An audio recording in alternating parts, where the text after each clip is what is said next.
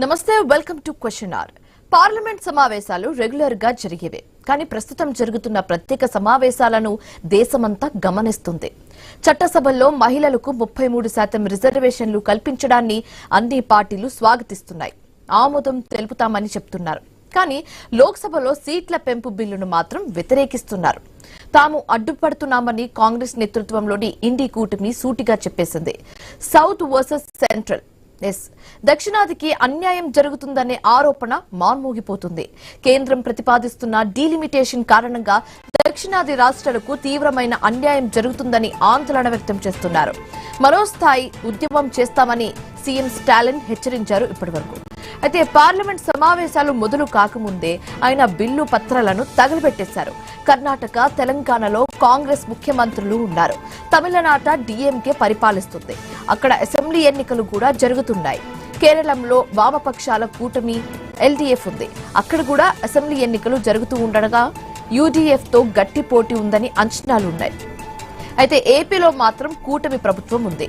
Overall గా దక్షిణాది రాష్ట్రాలు కేంద్ర ప్రతిపాదనను తీవ్రంగా వ్యతిరేకిస్తున్నాయి. దేశ అభివృద్ధిలో కీలక పాత్ర పోషిస్తున్న సౌత్ కు అన్యాయం చేయవద్దంటూ హైబ్రిడ్ మోడల్ ను తెలంగాణ సీఎం రేవంత్ రెడ్డి ప్రతిపాదించారు.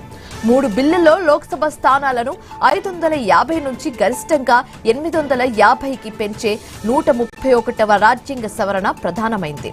అయితే 2011 జనాభా లెక్కల ప్రకారం నియోజకవర్గాల పునర్విభజనకు వీలుగా డీలిమిటేషన్ కమిషన్ ఏర్పాటు బిల్లు, కేంద్రపాలిత ప్రాంతాలలో నియోజకవర్గాల మార్పుల కోసం ప్రత్యేక బిల్లులు ఉన్నాయి. అయితే ఈ మూడింటిపై ఒక్క సభలో 18 గంటల చర్చకు అవకాశం కల్పిస్తున్నారు. ఎన్డీఏ పాలిత రాష్ట్రాలు మాత్రమే ఆమోదం తెలిపాయి. ఇప్పటి వరకు కేంద్రానికి మద్దతిస్తున్నామని వైసీపీ కూడా ప్రకటించేసింది. అదే సమయంలో ప్రజల్లోని అనుమానాలను నివృత్తం చేయాల్సిన అవసరం ఉందని ఆ పార్టీ నాయకుడు సజ్జల రామకృష్ణారెడ్డి కూడా సూచించారు. సంబంధించి ఏదైతే ఒక కన్సర్న్ లేదా అప్రహెన్షన్స్ ఉన్నాయో ఇప్పుడు తీసుకున్న నిర్ణయం అది దాన్ని రిజాల్వ్ చేస్తుంది, అడ్రస్ చేస్తుందని భావిస్తున్నాం. ఎప్పుడైతే 50% అక్రాస్ ది బోర్డ్ ఇప్పుడు ఉన్నవి ప్రతి స్టేట్ ఉన్న సీట్లకు 50% అడిషనల్ అన్నప్పుడు ఐ థింక్ మనం అరిథమెటిక్ చూస్తే పైనుంచి కింది వరకు ఏ స్టేట్ అయినా 40 ఉంటే 20 యాడ్ అవుతాయి, 80 ఉంటే 40 యాడ్ అవుతాయి. ఆ ప్రపోర్షన్ అలాగే మెయింటైన్ అవుతున్నట్టే అది కనిపిస్తుంది. మరి ఏ రకంగా ఈ తేడా వస్తుందో అనేది నాకైతే అర్థం కావట్లేదు వీళ్ళు అంటున్న దాన్ని. ఏ రకంగా అంటే పాపులేషన్ బేసిస్ మీద అయితే ఇబ్బంది కలుగుతుంది అనడానికి ఏదైతే ఒక సహేతుకంగా ఉందో దాన్ని అడ్రస్ చేసినట్టే కనిపిస్తుంది సెంట్రల్ గవర్నమెంట్. అందువల్ల మాకు సంబంధించినంతవరకు ఆల్రెడీ చెప్పిన స్టేటెడ్ పొజిషన్ ఇది కరెక్ట్ పద్ధతిలోనే పోతుందని భావిస్తున్నాం. వైఎస్ఆర్ కాంగ్రెస్ పార్టీ భావిస్తుంది. కన్సర్న్ లేదా అప్రహెన్షన్స్ ఉన్నాయో పార్లమెంట్ లో ప్రభుత్వం ఏం చేయబోతుంది? ఆల్రెడీ తయారు చేసిన బిల్లుల ప్రకారమే ముందుకు వెళ్తారా? విమర్శలు, ఆరోపణలు వస్తున్న నేపథ్యంలో మార్పులు ఏమైనా చేస్తారా? ఆ అవకాశం ఉందా? మరి సౌత్ ఇండియాకు అన్యాయం చేస్తున్నారనే ఆరోపణలు భవిష్యత్తులో పెను ప్రమాదాన్ని తీసుకొస్తాయని అభిప్రాయంలో ముందుందా? అయితే ఈ విషయం మోదీ నేతృత్వంలోని ఎన్డీఏ నిర్లక్ష్యం చేస్తుందా? మరి ఎలా కన్విన్స్ చేస్తారు జనాలని? అన్నిటికీ సభలోనే మోదీ సమాధానమిస్తారా? ఇలాంటి క్వశ్చన్స్ రేజ్ అవుతున్నాయి. సో ఇదే అంశానికి సంబంధించి మాట్లాడడానికి మనతో పాటు జాయిన్ అవుతున్నారు మన్నెం కోటేశ్వరరావు గారు, అనలిస్ట్, అండ్ అలాగే కార్తిక్ గారు, అనలిస్ట్. వారిద్దరితో మాట్లాడే ప్రయత్నం అయితే చేద్దాం. సో మన్నెం కోటేశ్వరరావు గారు, గుడ్ ఈవినింగ్ అండి. మనం సిచ్యువేషన్ చూస్తున్నాము. ఇప్పుడు ఓవరాల్ గా ఇండియాలో సిచ్యువేషన్ ఏ విధంగా తయారైందంటే సెంట్రల్ వర్సెస్ సౌత్ ఇండియా అన్నట్టుగా తయారైందని చెప్పొచ్చు. అయితే ఒక మహిళా రిజర్వేషన్ బిల్ గురించి పక్కన పెట్టేస్తే ఇప్పుడు ఏదైతే సభలో సీట్లు పెంపుకు సంబంధించి అంశం ఉందో దీనికి సంబంధించి మీ ఒపీనియన్ ఏంటి? South India versus north India కాదు, బీజేపీ వర్సెస్ పీపుల్. ప్రజల మీదనే, ఇది ప్రజాస్వామ్యం పేరుతోటి ప్రజల మీదనే చేస్తున్నటువంటి ఒక దాడి. కుటుంబ నియంత్రణ పథకాన్ని లేదా కుటుంబ నియంత్రణ స్ఫూర్తిని జయప్రదంగా అమలు చేసినటువంటి రాష్ట్రాల్లో దక్షిణాది రాష్ట్రాలతో పాటు పంజాబ్, హర్యానా కూడా ఉన్నాయి. అదేవిధంగా దేశంలో మరికొన్ని ప్రాంతాలు కూడా ఉన్నాయి. కానీ దీన్ని ఏదో దక్షిణాది ఉత్తరాదిగా చిత్రీకరించి బీజేపీ ఆ పేరుతోటి బుల్డోజ్ చేయాలని చూస్తా ఉంది. సమస్య అది కాదు. రాష్ట్రాలకు సమానమైనటువంటి ప్రాతినిధ్యం కల్పించాలి. ఎందుకు రెండోది, నార్త్ ఇండియన్ నుంచి ఎవరు వ్యతిరేకించట్లేదు? ఓన్లీ సౌత్ ఇండియన్ నుంచి ఎందుకు వ్యతిరేకిస్తున్నాయి? ఎవరు వ్యతిరేకించట్లేదు? ఇండియా కూటమిలో ఉన్నటువంటి పార్టీలన్నీ కూడా మేము వ్యతిరేకిస్తున్నాయని చెప్పాయి కదా. నార్త్ ఇండియాలో ఉన్నటువంటి మరి పార్టీలన్నీ రేపు ఒకవేళ నిజంగా వ్యతిరేకించకపోయేట్లయితే రేపు మరి ఇండియా కూటమిలో ఉన్నటువంటి పార్టీలు సమాజ్వాదీ పార్టీ కానీ లేకపోతే జేడీయూ కానీ ఆర్జేడీ ఇట్లాంటి పార్టీలన్నీ ఉన్నాయి కదా, ఏ విధంగా ఓటు చేస్తాయో తెలుస్తుంది మనకి. అందుకని సమస్య ఎవరు మద్దతు ఇచ్చారు ఎవరు మద్దతు ఇవ్వలేదు అనేటువంటిది కాదు. అలా అనుకున్నట్లయితే ఆంధ్రప్రదేశ్ విభజనకు సంబంధించి మరి నార్త్ ఇండియాలో ఉన్నటువంటి ప్రాంతీయ పార్టీలు కూడా మద్దతు ఇచ్చాయి కదా, వాళ్ళు ఎందుకు అప్పుడు మద్దతు ఇచ్చినట్టు? అందుకని ఒక ప్రిన్సిపల్ కి మద్దతు ఇవ్వడం లేదా అనేటువంటిది తప్ప అవకాశవాదానికి మద్దతు ఇచ్చేట్లయితే అటువంటి అవకాశవాదులుగా ఉన్నటువంటి వాళ్ళు రేపు తర్వాత దానికి తగినటువంటి రాజకీయ ఫలితాన్ని అనుభవించాల్సి వస్తుంది. అందుకని పాయింట్ అది కాదు. ఒక ప్రిన్సిపల్ కి కట్టుబడి ఉన్నారా లేదా, కట్టుబడి ఉంటారా లేదా అనేటువంటిదే ముఖ్యం. ఏమిటా ప్రిన్సిపల్? ఇప్పుడు దక్షిణాది రాష్ట్రాలకి 24% పైన ప్రాతినిధ్యం ఉంది పార్లమెంట్ లో. ఇప్పుడు వీళ్ళు చెప్తున్నటువంటి 2011 జనాభా ప్రాతిపదికన అనేటువంటి లింక్ పెట్టి ఆ విధంగా గనక సీట్లను కేటాయించేట్లయితే అది 20% తగ్గిపోతుంది. జనాభా నియంత్రణ అమలు జరుపుతున్నటువంటి రాష్ట్రాలకి 38 నుంచి 43% వరకు సీట్లు పెరుగుతాయనేటువంటిది లెక్కలు అందరూ చెప్తున్నారు. అవేమి ఆ లెక్కలు దాస్తే తాగేవి కాదు, లేకపోతే ఇంకోటి కాదు. అసలు 2011 ఎందుకు ప్రాతిపదికన తీసుకోవాలి? ఆ 2011 ప్రాతిపదికన తీసుకున్నట్లయితే ఇంకొక అన్యాయం ఏంటంటే ఎస్సీ ఎస్టీలకు వచ్చేటువంటి రిజర్వేషన్స్ కూడా తగ్గిపోతాయి. 2011 తర్వాత 2026 ఇప్పుడు జనగణన జరుగుతున్నటువంటి ఈ నేపథ్యంలో దేశ జనాభా నిష్పత్తిలో ఎస్సీ ఎస్టీల జనాభా నిష్పత్తి పెరిగింది. దానికి అనుగుణంగా మరి రేపు సీట్లు రావు కదా, ఎప్పుడో పాత వారి ప్రకారం చేసేట్లయితే. అందుకని ఇప్పుడు లెక్కలు వేస్తూ జనాభా గణన చేస్తూ దీని ప్రాతిపదికన పక్కన పెట్టేసి 2011 తీసుకుంటా ఉంటున్నారు.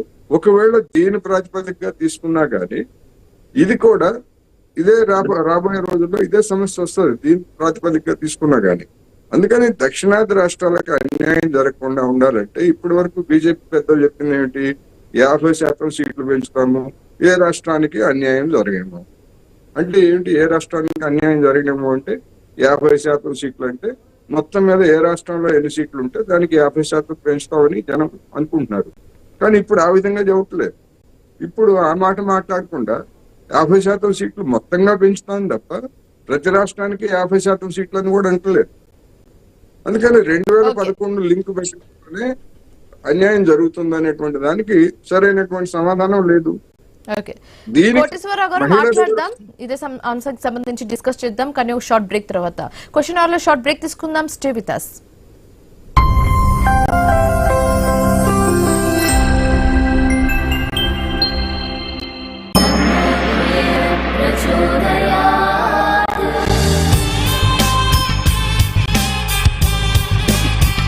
కుబేరలక్ష్మి కటాక్షంతో అందరి ఇంట్లో బంగారం, వజ్రం, వెండి నిండాలి. లలిత అక్షయ తృతీయ అన్ని బంగారు నగలకు తరుగులో 1% తగ్గింపు. వజ్రాభరణాలు క్యారెట్ కు 4,000 తగ్గింపు. గోల్డ్ కాయిన్స్ కు తరుగే లేదు.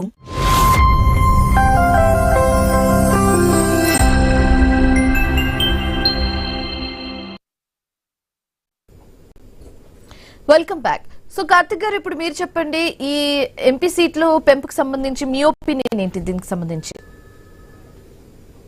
నిజానికి ఇక్కడ కీలకమైన విషయం 2 బిల్లులు, ఒకటి మహిళా బిల్లు, 2 డీలిమిటేషన్ బిల్లు.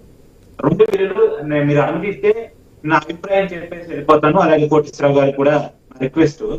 సరే, నేను చెప్పదలుచుకున్న పాయింట్ ఏంటంటే ఫస్ట్ మహిళా బిల్లుని మనం ఇన్వైట్ చేయాలి. ఖచ్చితంగా చట్టసభలో మహిళల పర్సంటేజ్ పెరగడం అనేటువంటిది ఒక మంచి పరిణామం.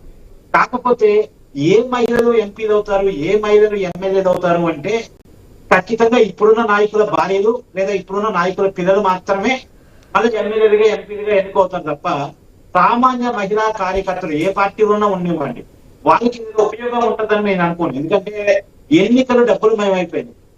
ఎన్నికలు కాస్ట్లీ అయిపోయింది. కాబట్టి మళ్ళా ఇప్పుడున్న నాయకులు వాళ్ళ కుటుంబాల్లో ఉన్నటువంటి వాళ్ళకి ఉపయోగం తప్ప దీనివల్ల సామాన్యుడికి ఉపయోగం జరిగిద్దని ఈ మహిళా బిల్లు వల్ల నేను అనుకోవట్లేదు. సగటు మహిళకి న్యాయం జరిగిద్దని నేను అనుకోవట్లేదు. ఒకటి. రెండోది, ఇందాక డీలిమిటేషన్ సంబంధించి అసలు 850 సంఖ్య ఏంటి? 850 మంది ఎందుకు? 850 మందికి జీతాలు ఇవ్వాలి, 850 మందికి గన్మెన్ ఇవ్వాలి, 850 మందికి పిఏలు ఇవ్వాలి, 850 మందికి క్వార్టర్స్ ఇవ్వాలి, 850 మందికి అన్ని రకాల ఫ్రీ సదుపాయాలు కల్పించారు. వాళ్ళ పవర్ నుంచి మొదలు పెట్టి వాళ్ళ మొబైల్ రీఛార్జ్ వరకు అన్ని ఫ్రీగా ఇవ్వాలి. ఇది ఎవరి డబ్బును దోచిపెట్టడానికి? వీళ్ళు అసలు కనీసం ఇప్పుడున్న 543 మంది ఎంపీల్లో ఎంతమంది కనీసం 5 నిమిషాల పాటు మన లోక్సభలో మాట్లాడారు? లెక్క తీయండి. 543 మంది ఎంపీలు 2024లో జరిగినాయి. ఇప్పుడు మనం 2026లో ఉన్నాం. ఈ 2 సంవత్సరాల కాలంలో ఒక్కొక్క ఎంపీ కనీసం ఒక 5 నిమిషాలు సభలో మాట్లాడా? లెక్క తీయండి. 543 మంది మాట్లాడినప్పుడు 850 పెంచడం ఏంటి? ఎందుకు? ఎవరి కోసం ఇది? ఎవరికి? ఇప్పుడు మంత్రులు పెరిగారంటే ఓఎస్సీలు పెరుగుతారు, వాళ్ళకి ప్రోటోకాల్ పెరిగింది. ఇప్పటికే మన పోలీస్ సిబ్బంది మంత్రులకి ప్రోటోకాల్ ఇవ్వడానికి సరిపోతున్నారు. ఇంకా పెరిగే మంత్రులకి ప్రోటోకాల్ ఎక్కడ ఇవ్వాలి? ఎవరికి? అంటే సామాన్యుడి కోసం కానీ పోలీసింగ్ వీళ్ళ కోసమే ఉంటుంది, వీళ్ళకి బందోబస్తు కేటాయించడానికే ఉంటుంది. ఇది ఒకటి. రెండోది, సౌత్ ఇండియాకి సంబంధించి జరిగే అన్యాయం నేను చాలా క్లియర్ చెప్తానండి. మన తెలంగాణలో 17 లోక్సభ స్థానాలు ఉన్నాయి. ఎన్ని పెరుగుతున్నాయి? ఈ 17 26. ఒక్క నిమిషం అండి, will get back to you. కానీ లోక్సభలో ప్రియాంక గాంధీ మాట్లాడుతున్నారు, లైవ్ లో చూద్దాం. अधिवेशन हुआ था कराची में, उस कराची अधिवेशन में इस प्रस्ताव को पारित किया गया और वहीं से शुरुआत हुई कि महिलाओं का समान अधिकार हमारे देश की राजनीति में शामिल हुआ। उसी समय 1 वोट 1 सिटीजन 1 वैल्यू का सिद्धांत भी हमारी राजनीति में स्थापित हुआ।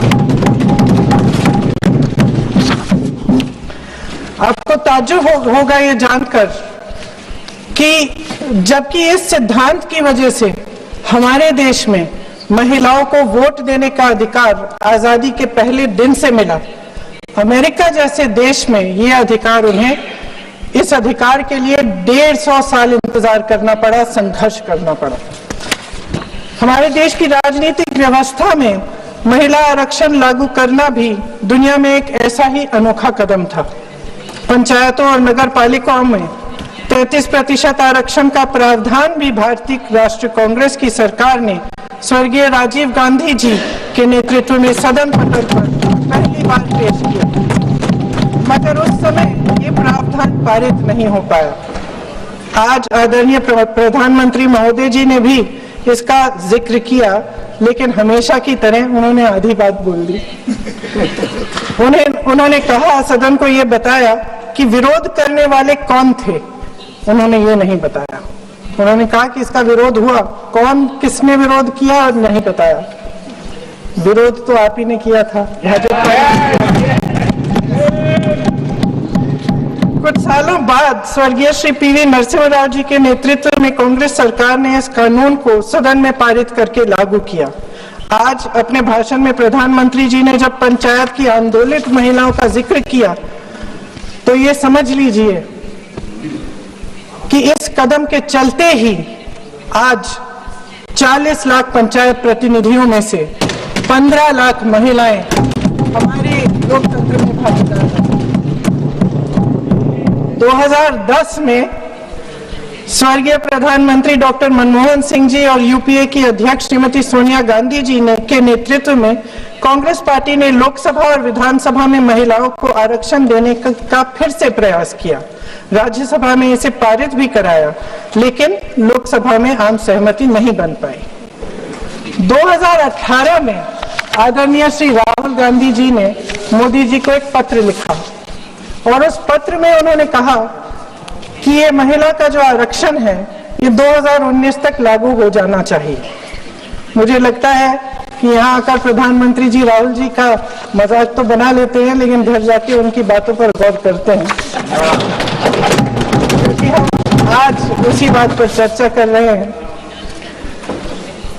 वैसे आज प्रधानमंत्री जी की बातों से ये लगा कि भाजपा ही महिला आरक्षण के चैंपियन, प्रस्तावक और सबसे बड़े समर्थक रहे हैं।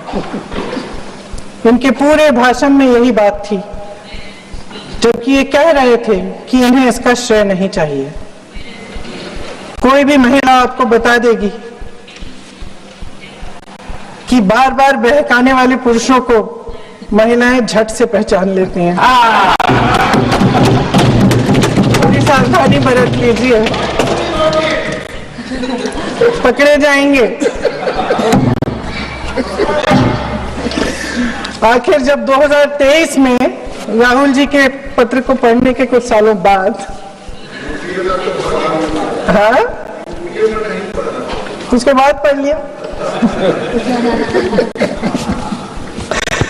आखिर जब 2023 में आदरणीय प्रधानमंत्री नरेंद्र मोदी जी की सरकार ने यह अधिनियम सर्वसहमति से पारित किया, तब भारतीय राष्ट्रीय कांग्रेस ने अपनी विचारधारा के अनुकूल इसका पूरा समर्थन किया।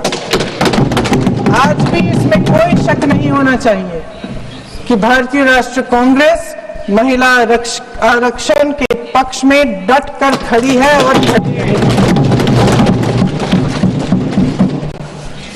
लेकिन अध्यक्ष महोदय, सच्चाई ये है कि आज की चर्चा दरअसल महिला आरक्षण पर है ही नहीं।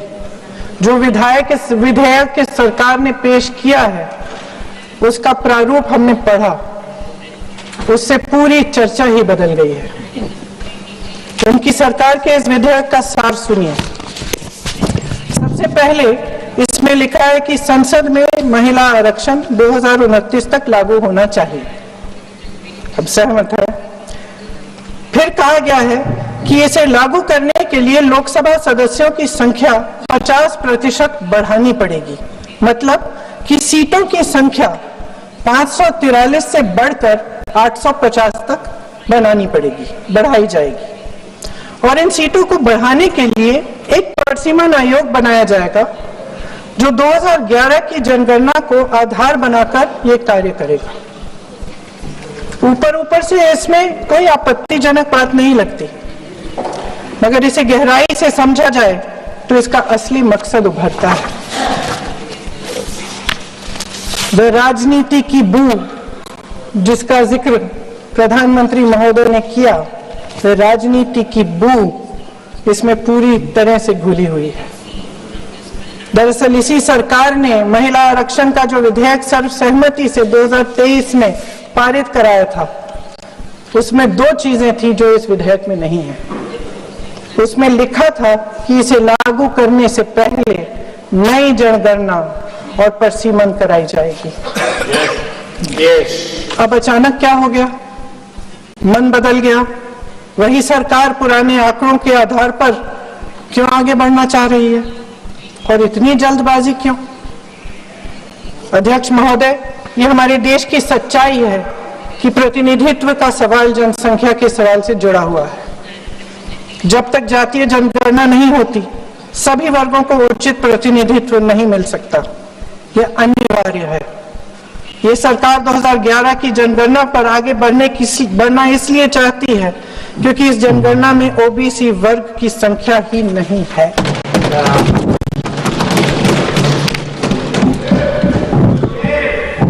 आज प्रधानमंत्री महोदय ने बड़े हल्के में बोल दिया कि इस वर्ग और उस वर्ग के बारे में हम बाद में देख लेंगे। कौन सा इस वर्ग, कौन सा? రైట్ సో మనం కోటేశ్వరరావు గారు మీరు చెప్పండి, ఇప్పుడు ఈ బిల్లుని ఇంకా ఇలానే కంటిన్యూ చేస్తారా, లేకపోతే ఈ విమర్శలు ప్రతి విమర్శలతో బిల్లులో ఏమైనా మార్పు చేర్పులు చేసే అవకాశాలు ఏమైనా కనిపిస్తున్నాయా?